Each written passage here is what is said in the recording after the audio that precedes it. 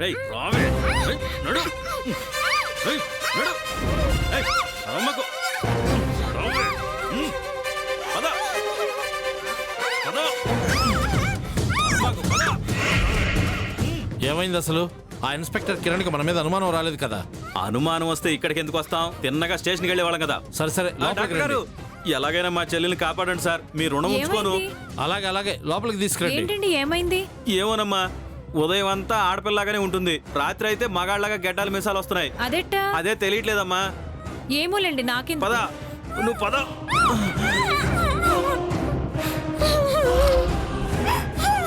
లోపలికి తీసుకురా, లోపలికి నడు.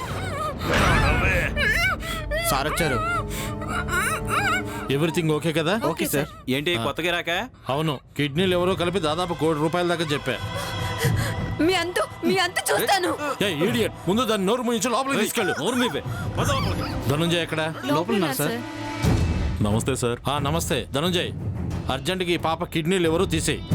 హాస్పిటల్ నుంచి నాకు ఒకటే ఫోన్ వస్తుంది, నేను ఒక అరగంటలో వెళ్ళేసి వస్తాను. అలాగే సార్. నేను వచ్చాక దాన్ని పని చూస్తాను, దాన్ని అంతవరకు అక్కడే ఉంచండి. అలాగే సార్.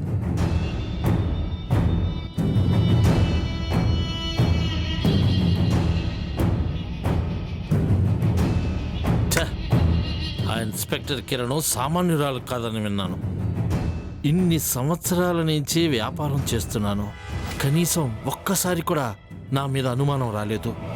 పైగా అభిమానం రోజు రోజుకి పెంచుకుంటూ వచ్చా. డాక్టర్ డాక్టర్ డాక్టర్, పంతులు గారు విషం తాగారు, ఎలాగైనా బ్రతికించాలి.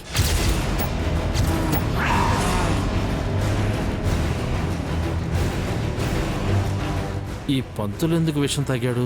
పంతులకు ఒక కూతురు, అది వైజాగ్లో ఉంటుంది. ఆ అమ్మాయి నాకు తెలుసు. మరి ఈ అమ్మాయి ఎవరు? డాక్టర్ మిమ్మల్ని.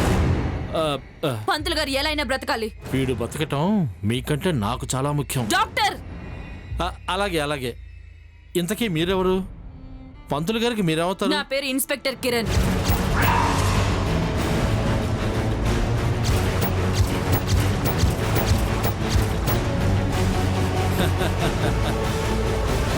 ఓ, కిరణ్ అంటే మీరేనా?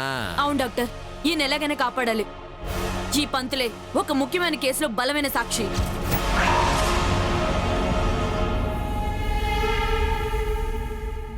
ఇప్పటిదాకా పంతులు బతకాలి అనుకున్నాను, 50 లక్షలు ఇవ్వాలని బతకాలనుకున్నాను.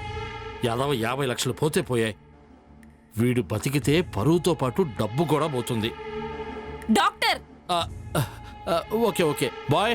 సార్, పేషెంట్ లోపలికి తీసుకెళ్ళు.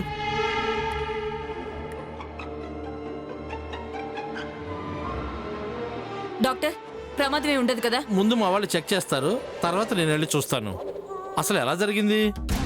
అవన్నీ డీటెయిల్ గా తర్వాత చెప్తాను. ముందు ఆయన ఎలాగైనా బ్రతికించండి. Okay okay okay, no don't worry, నేను వెళ్ళి చూస్తాను. మీరు ఇక్కడే ఉండండి.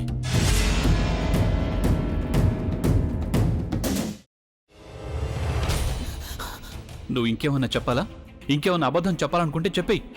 నేను చూడాలనుకుంటున్నాను నన్ను మోసం చేయడానికి నువ్వు ఎంత నీచానికి దిగజారగలవు అని. ఎందుకు ఆలియా, ఎందుకు నువ్వు ఇలా చేసావు?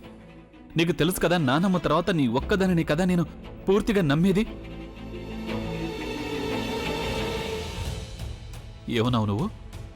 ఈ మధ్య అన్నిటినీ మర్చిపోతున్నావా? అది చాలు. వాటిలో ఉన్న శక్తి విషయాన్ని గ్రహించి మనకు వివరిస్తాయి.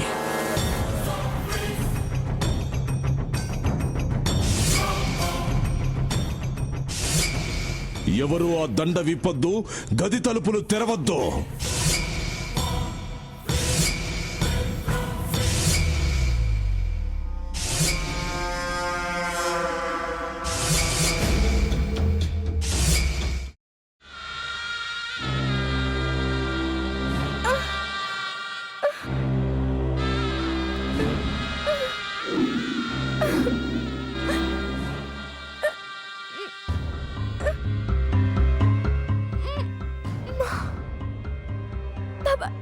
వద్దు బాబాయ్, నేను చేయొద్దు బాబాయ్, ప్లీజ్ బాబాయ్. నీకు నిజం తెలిసినప్పుడే నా ఆలోచనలో నువ్వు చచ్చిపోయావు. అబ్బా ప్లీజ్ కొంచెం తినండి ప్లీజ్. భీమారావు గారు మీరా? ఇగో మీరా కాదు సక్కుబాయ్.